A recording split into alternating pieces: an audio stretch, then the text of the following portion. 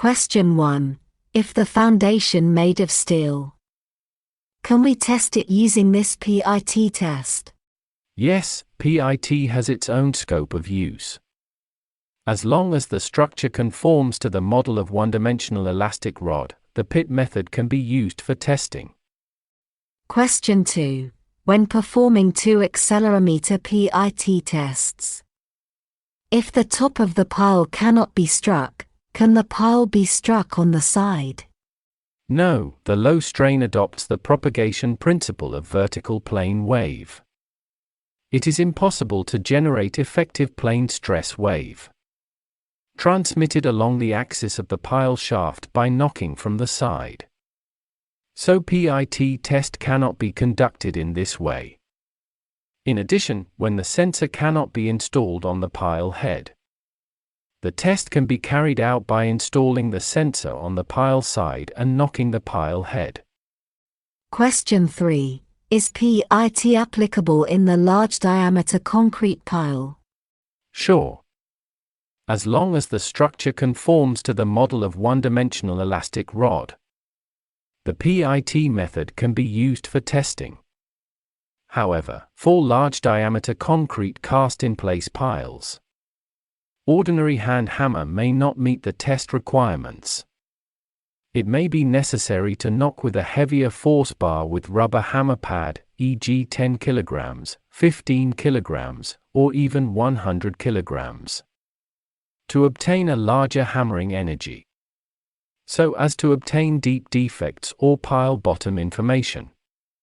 In addition, for PIT test of large diameter piles, it is necessary to increase the number of test points for the same pile for comprehensive evaluation. Question 4. Can the piles of existing buildings be tested with PIT? Sure.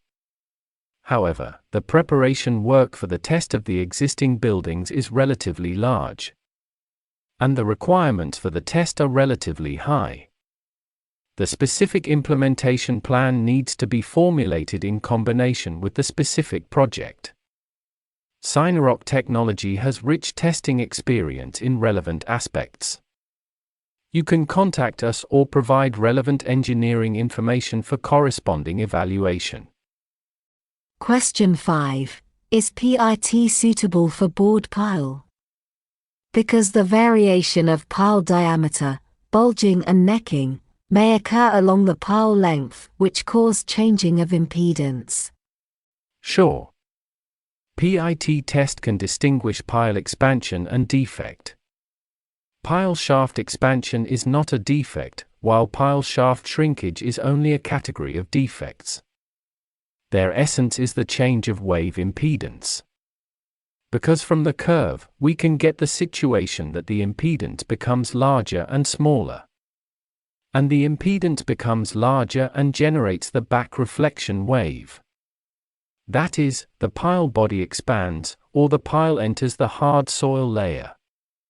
The reduction of the curve will produce the same direction reflection wave.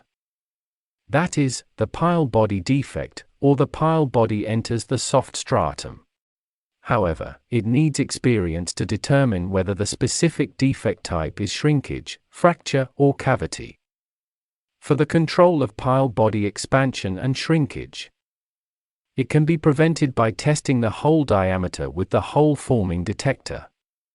After the completion of drilling and before the concrete pouring, Synarock Technology has corresponding aperture detection equipment. If you are interested, please contact us for details. Question 6. Which method of PIT is providing us better results, transient response or time domain? In which condition each of them works well? The time domain method is more simple, efficient, and universal. Transient response method only serves for the identification of shallow defects, and is a supplementary method for low-strain testing. It can be configured separately according to actual needs. Question 7. There is a case of using PIT on a steel pile, and the sensor is placed on the side, and that seems to me to be incorrect. It is recommended to fix the sensor on the top surface of the steel pile. Refer to the operation mode of the concrete pile. If the sensor is to be placed on the side of the pile, the sensor must be closely attached to the pile body, and ensure that the axis direction of the sensor is parallel to the axis of the pile. Only in this way can the test effect be guaranteed. Question 8. In carrying out PIT testing on square pile foundations, the dimensions of which are 25 x 25 centimeters, usually on the upper surface there is a layer of steel. Do we have to cut the PIT test first, or can we test it directly? If we test directly, whether it really affects the wave propagation? If there are obvious cracks in the steel plate of the surface layer, there will be obvious vibration characteristics in the shallow part of the curve if it is directly tested. This will inevitably affect the test results, and is not conducive to the evaluation of the final results. At this time, the test shall be conducted after removal. Question 9. Can use PIT check bulging of the pile. How to check the graph pile is bulging or necking? From the curve, we can only get the situation that the impedance becomes larger and smaller, and the impedance becomes larger and generates the back reflection wave. That is, the pile body expands or enters the hard soil layer. The reduction of impedance will produce the same direction reflected wave. That is, the pile body defect, or the pile body enters the soft stratum. However, it needs to determine the specific defect type, whether it is shrinkage, fracture, or cavity, which needs to be determined by experience. Question 10. Can PIT know the pile depth? Low strain can detect specific pile length. There are 3 preconditions for obtaining accurate pile length information. 1. The accurate wave velocity value of the test pile is known, obtained through the model pile test of the same construction process. For example, the wave velocity of steel pile is generally 5150 ms. 2. No defect reflected wave of pile body. 3. There is obvious reflection signal at the pile bottom. Question 11.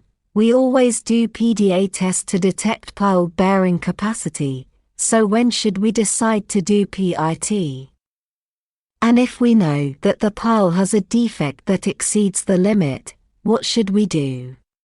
PIT test can only give the integrity evaluation of the pile. To determine whether there are defects in the tested pile body and the severity of the defects. Theoretically, the bearing capacity of the pile with serious defects cannot meet the design requirements, especially the end-bearing pile. At this time, the construction party may be required to conduct pile filling treatment, or replace the construction team for construction.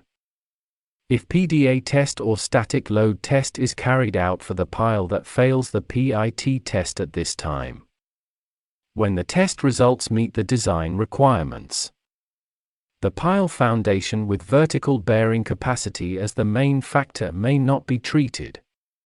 Question 12. How much distance is recommended to tap the hammer from the sensor?